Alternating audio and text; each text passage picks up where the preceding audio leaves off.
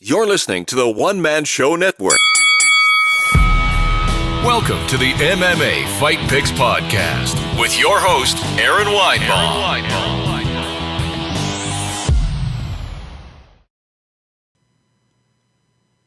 Hey kids, welcome to the MMA Fight Picks Podcast. I'm your host, Aaron Weinbaum, and all of a sudden my camera is out. I don't know what's going on. Oh, man.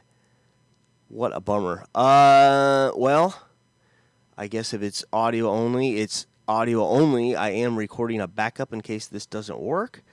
So, interesting. Let me go here. Back to the demo. Yeah, I don't know if it's froze up or what. And, of course, I've got the wrong backdrop as well. Hey, it is what it is because, hey, the week we are picking for the BMF title, baby. You know what that stands for. I don't have to tell you. And this is for UFC 244, which takes place in New York, Madison Square Garden. Welterweight bout between Jorge Masvidal and, of course, Nate Diaz. And I hear there's comments coming in, but there's a real issue here. Oh, Charlie. All right, let's go. Charlie, can you see me? Because I'm froze up on this end, but Charlie is excited. I'm excited. And if the internet was working right, I think we could all be excited. But Charlie Harper, thank you very much for joining. All right, well, we're going to get to it with or without the proper audio or video or whatever it is I'm looking at. And if you're on the Periscope, feel free to chime in. The comments are working and help me pick some fights. If you're on the YouTube, hit subscribe. And if you're listening to me audio only, subscribe on iTunes. And feel free to give me a nice little review here. First up, all the way down the prelims. This is crazy. This is on the prelims. Johnny Walker versus Corey Anderson. Let's just take a look at Corey here. Last few fights, 3 in a row. Ilir Latifi. All right, well, Charlie says the audio is good. I don't think the picture probably is, but it's all right. Glover Teixeira and Patrick Cummins. Before that, he had 2 losses in a row. OSP and Ovin St. Preux and Jimmy Manawa way back when. That's in 2017. Then you got Johnny Walker. All right, impressive young man, to say the least. Hasn't lost in a million years since 2016. But let's take a look here. Misha Serkinov, okay, that's impressive. Justin Ledette, Khalil Roundtree Jr., Enrique Da Silva. I don't know, man. Listen, I think at this point that Johnny Walker, it's time for him to be tested. And I think Corey Anderson's going to do just that. But it's hard for me to pick him. Yeah, Charlie, I agree, buddy. It is a good fight. It's hard for me to pick him at this point because he really hasn't fought anyone of note. Whereas, you know, Corey Anderson's fought some killers. So, you know, I like Corey in this fight. Oh, man. This is a tough go here. Kevin Lee, Gregor Gillespie. Kevin Lee, say what you want about the guy. He's not one of my favorites, but it's fine. But he fights killers. He does fight killers. 2 losses in a row now. Rafael dos Anjos, of course, my man, Al Iaquinta. Before that, he had a real impressive win against Edson Barboza in the last round of their fight, which was just crazy because he had him knock silly. Edson did, and he came back with the double leg and took him down and persevered. Then he loses to Tony Ferguson. He had that nasty staph infection. He had that bad weight cut. But, I mean, he's won a lot of fights at lightweight. You got Gregor Gillespie. It's kind of one of those deals. He has wins over Yancy Medeiros, Vince Pichel, who's no joke, friend of the podcast as well, Jordan Rinaldi, Jason Gonzalez.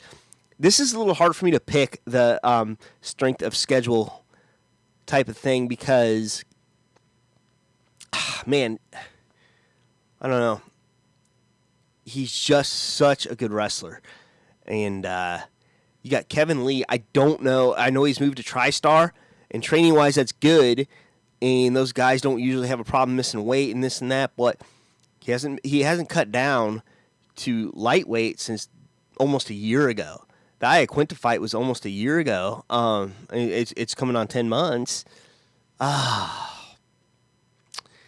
like Gregor in this one. I do.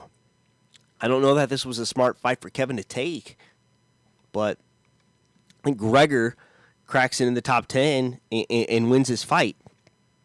Oh, hot balls. Derrick Lewis against Blagoy Ivanov. Derrick Lewis, man, the most off-and-on fighter in the heavyweight division. He is now 2 losses in a row. Junior Dos Santos says he likes to punch the fat bellies, and he did. Lost DC in real short fashion before that, round 2.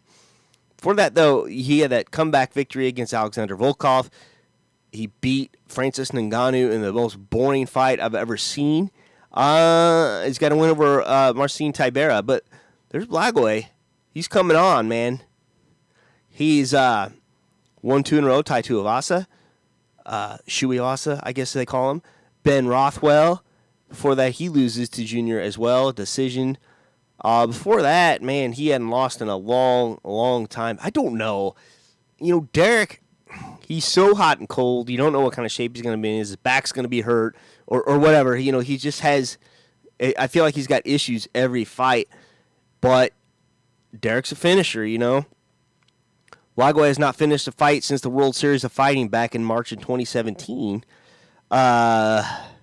Derrick just finished a fight 2018. That's not so impressive either. But, I'm going with the upset here. I just don't know how Derrick is. I don't know where his mind is. And I'm going to go with Blagoy here. Oh, this is a crazy fight. Stephen Thompson against Vicente Luque. Luque getting not a lot of credit here. I mean, the guy hasn't lost since Leon Edwards, and everyone's losing to that guy nowadays. Back in March 2017, he's got wins over Mike Perry, albeit a split decision. Derek Krantz, Brian Barberina. Oh, man. But then you got Stephen Thompson. He just got knocked out by Anthony Pettis. But how do I put this? I mean, Anthony Pettis is a blown-up lightweight. He is. He just happens to have a lot of power. And before that, he lost. I didn't think he lost that Darren Till fight. I guess he did. But he does have a win over Jorge Masvidal. So I guess that's meaningful. But, Ian Parker said he put money on, I believe he said put money on Stephen Thompson all day long. I don't know if I feel that way or not. And I'm going with another upset here. I'm going to go with Vicente Luque here, just because I feel like it. It's not about the odds. It's not about winning that money. I think that's who's going to win. Oh, man. Kelvin Gastelum. You talk about not picking a good fight.